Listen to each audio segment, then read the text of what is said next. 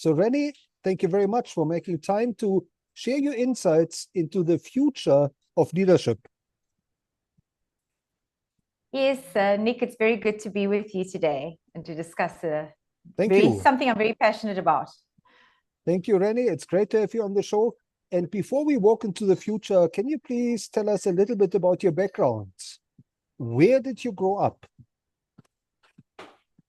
Yes, Nick, I grew up on the Cape Flats in Cape Town, born and bred from Cape Town.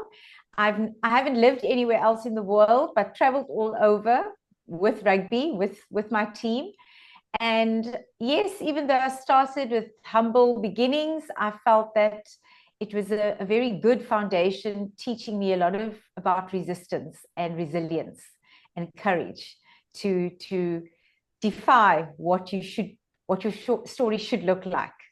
Yes, and a little bit about me. I'm a mother and a physiotherapist. Yeah. And you've been with the Springboks for 16 years, is that right? Yes, my career with the Springboks started in 2008, and that was after working in rugby for 10 years. And I did take a break in 2015 and 16 when Alistair Coetzee was the coach. But other than that, I've been around for, I think now, they said to me it was 176 test matches. And so you worked with many leaders on the field and off the field, and obviously also with world champions. You were part of 4 World Cups, right? Yes, that's correct. Okay. So tell us, Rene, what was your dream career when you grew up? The dream career when I was very little was to become a doctor and to study medicine. I was always interested in healing. And when I was standard 8, which is about 15, 16 years old, and you have to make your career choices, I then decided, no, I'm not going to do medicine. It's too much blood. Little did I know I was going to be on a rugby field. I then decided on physio because my dad broke his leg playing soccer and he needed physio. And I went into physio and I thought, this is the perfect career. It was my first, second, and third choice. At that stage, I had no ambition of becoming a physio for an elite rugby team or being the Springbok physio. Just to become a physiotherapist was my dream at that stage. And who inspired you in your early days? I think firstly, my dad was a very good mentor to me, making me believe in myself when there were obstacles, along your path, as it is with everyone. You find those challenges, and I think that if we don't have mentors, you would give up. You need people that believe in you, and he believed in me when I was told I couldn't become a physiotherapist or study physiotherapy. I was devastated, and as a young girl coming from the Cape Flats, I believed what I was told. You can't be a physiotherapist. Well, you accept it unless someone says no, but that's not true. You've got unique skills and talents that this person doesn't know about. And so my father was instrumental in that regard. And then once I qualified, I had physiotherapists that were already working in sport, and that really inspired me to really follow in the path of working with a professional rugby team. That was for me, would have been the ultimate. Now, Rene, you are a global leader in your field. Looking back over your career, would you say there was a turning point or maybe a number of turning points where things could have gone different? Yes, 100%. I think one finds yourself at different turning points at different stages. And for myself, it was definitely a pinnacle when I got that first position in a professional team, because I was working on the Cape Flats in a little container for many years and was studying my master's in sport physio at the time, and thought, gosh, I really need to work with a professional team where I can apply these principles I'm learning. So that was a turning point for me, because I felt like this whole world opening up for me in terms of sports medicine and putting structures in place at Western Province where I started. And then the biggest pinnacle of my career was when I was appointed as physiotherapist of the national team of the Springboks. Didn't think they'd appoint a female felt a huge responsibility on my shoulders to not only do a good job for my community, but for women and for people of color, that they would appoint another female in this position, you know, if I made a success. So I felt it was a big challenge, but a challenge that I was very excited to embrace. And it was a turning point for me. So were you the first female physiotherapist for a national team or a major national team in South Africa? In South Africa, yes. Okay. Yes. Now, Rene, what is driving you today? What is energizing you? What is motivating you? Yes, I think on different levels, different things. So personally, I think I'm inspired by my son to show him that a woman also contributes to the economy and that we can make a success in different environments that we're not expected to. But I think that success for me is also having an impact. And I feel if I can have an impact, not only on the player that I'm fixing to get him back onto the pitch, but having an impact in terms of my profession, in terms of females working in a male-dominated environment. And I think to be a small impact in this historic Springbok team, in terms of being a symbol of hope for many South Africans from all walks of life, that for me is probably the most powerful. Now, Rene, you have been working with many leaders. You've been leading a team. You're leading in your profession.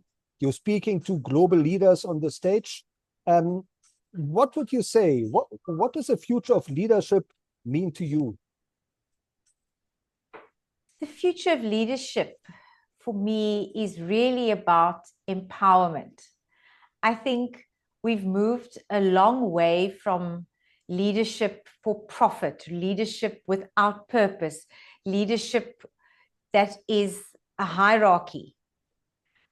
I feel we lead from where we sit. All of us, you can lead in different capacities. We're not waiting for a title and a position to lead. I think that is what I've learned on my journey. And sometimes it's easier than other times to lead when you don't have a position and a title.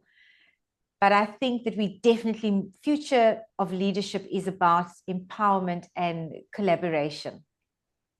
And tell us, Rene, what have you learned from your own leadership journey that you consider most important for building future leaders?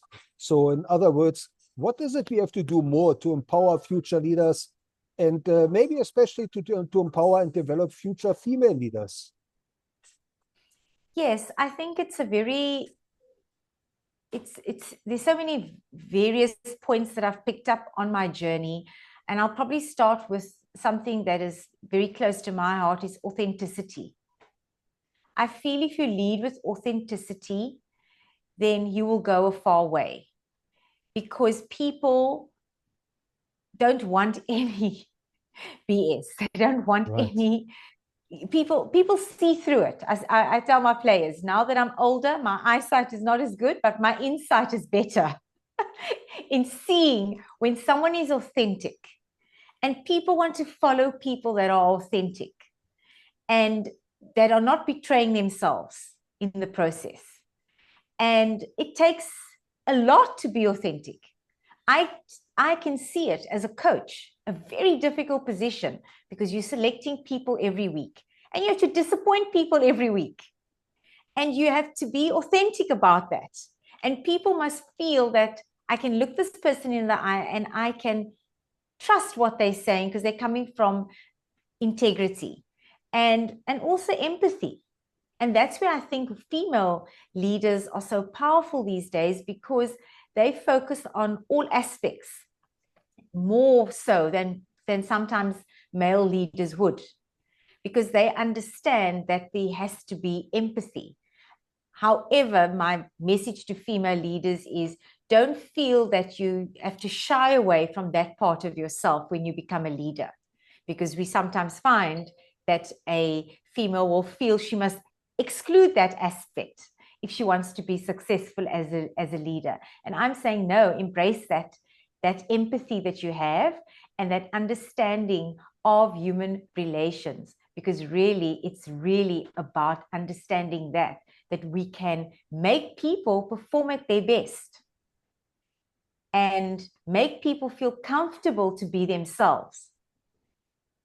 And in that way, we make people perform. Now, Rene, when you speak to leadership teams, you obviously speak about the dynamics in team leadership. You speak about the dynamics in sport and as it relates to business. And in sport teams, in any team, in any leadership team, you have challenges, right? The team players have to go through challenges, overcome challenges, tackle challenges. What is your advice for future leaders? How should they go about tackling challenges in their career and overcome these challenges? Yes, I think that there will always be challenges. And I think that if you, as a leader, it is very important that you are prepared to admit when you don't know the answer. And you don't know all the answers. You can guide and lead and have vision, but not necessarily have all the answers. And sometimes you will make mistakes.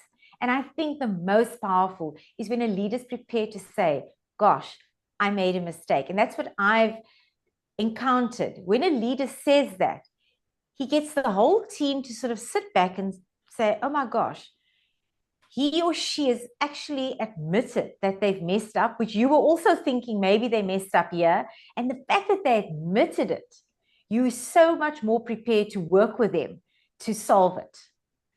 And I think that coming from South Africa, we are such a special country because we have come from such a traumatized past. And we carry that trauma with us, that generational trauma of apartheid and of being segregated and not believing that we can work together and not believing that it's right to be together. And now I feel as a Springbok team, we've changed that mindset. Gosh, guys, when we actually together, we are brilliant. We are unbelievable what we can achieve. We go beyond what anyone imagines the small little country with this little budget can achieve. But it means we were aligned to a common vision, and we needed bold and brave leaders to get us there.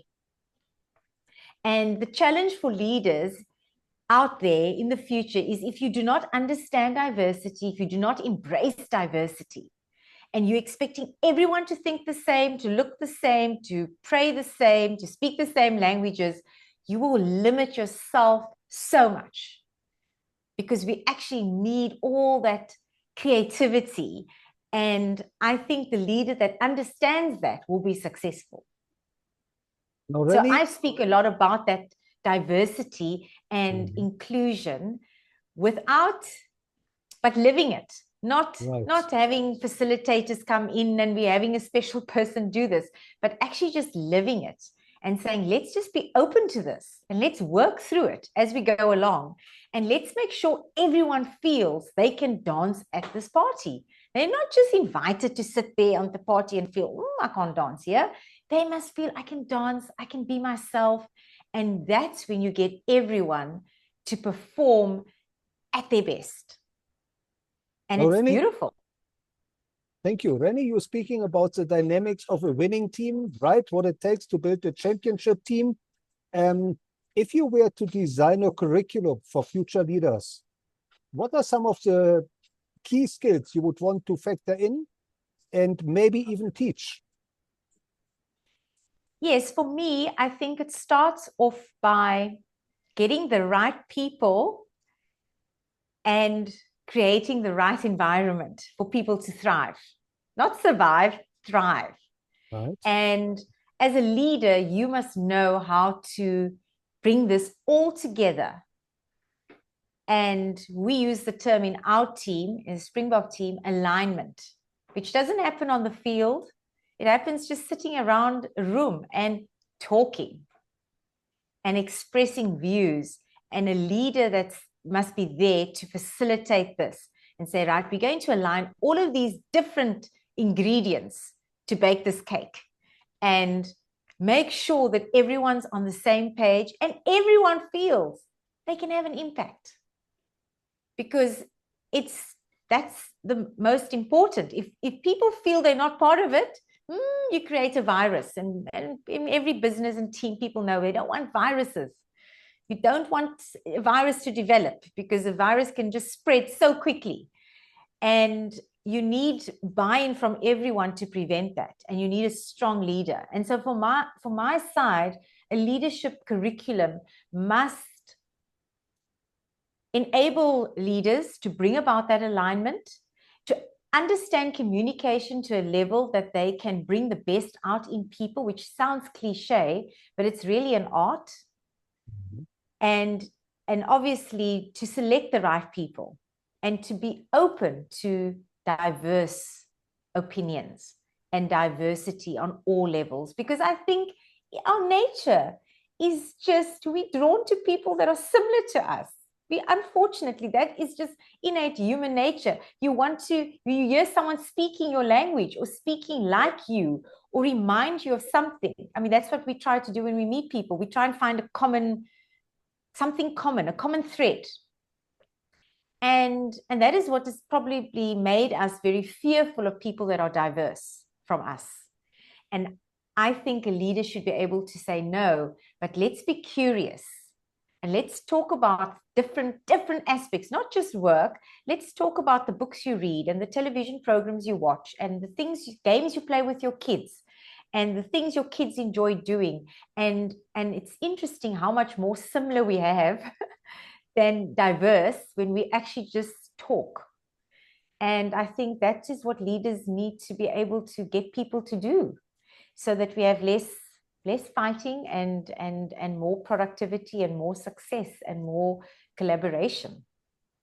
Now, Rene, you've been working with so many world leaders.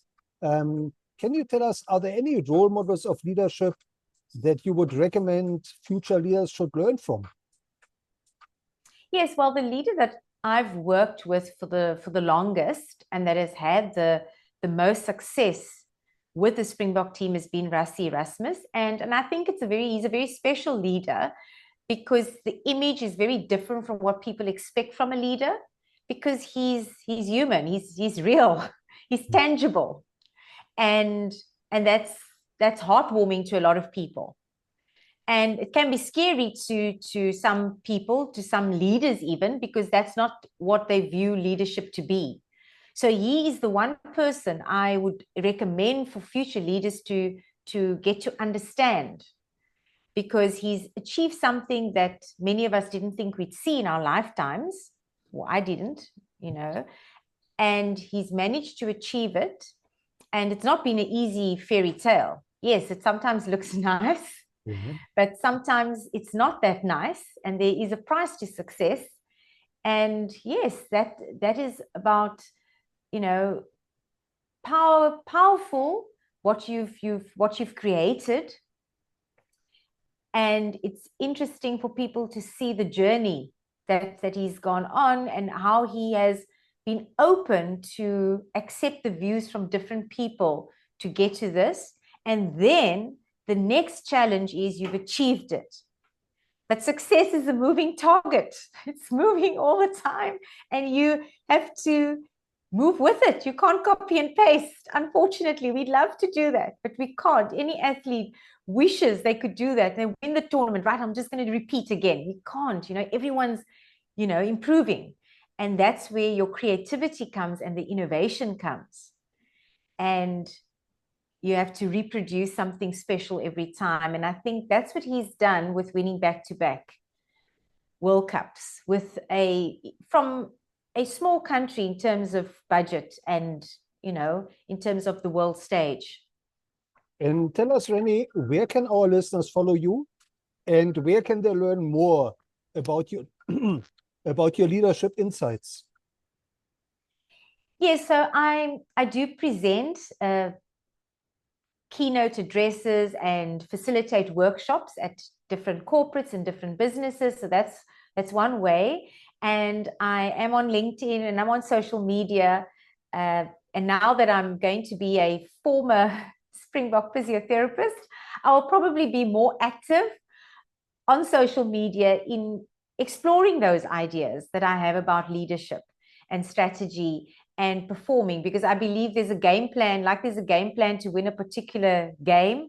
There's a game plan for any team or business or family to win. There's a game plan to win. And that game plan has a few strategies. It often starts with mindset. And so I'd like to say that there should be a book written. and that is something that is I'm going to challenge myself to do. And can you tell us a little bit more about your book? What can we expect? What are you going to talk about? Yes, I'd like to touch on my journey, and particularly my journey coming from the Cape Flats, and about really defying the stereotypical role that you should play in society, that maybe a girl from the Cape Flats is not meant to be on the world stage, but you can defy that stereotype and write your own story and erase your, understand your past and use it to build a future that you want. And so that would be one of the threads for me, but also to speak about the trauma that we as a country have gone through and how Springboks was part of that trauma. The Springbok symbol was never a symbol of hope for all South Africans. It was a symbol of apartheid for many of us growing up, and how that has changed, and how it's never too late to change the story, and how generational trauma has become generational hope for us. And that is also one of the threads I'd like to explore. Well, very much looking forward to reading your book, Rene. And thank you. Thank you so much for sharing your insights into the future of leadership and for inspiring us. Thank you. Thank you so much for giving me an opportunity to share my story. I appreciate that.